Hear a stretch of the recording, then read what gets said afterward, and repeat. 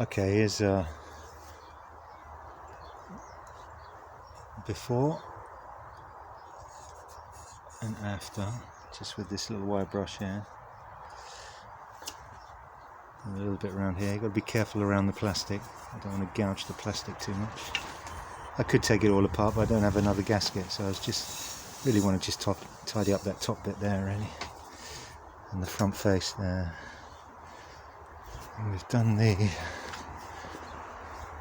rocker gasket cover.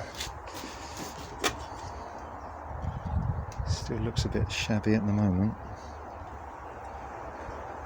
I think we might just wash it off, degrease it, and paint it. Put some hammerite on it or something. Just give it a pressure wash, degrease it.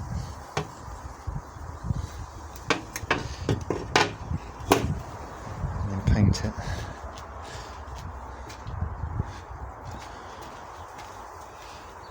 Okay, crack on.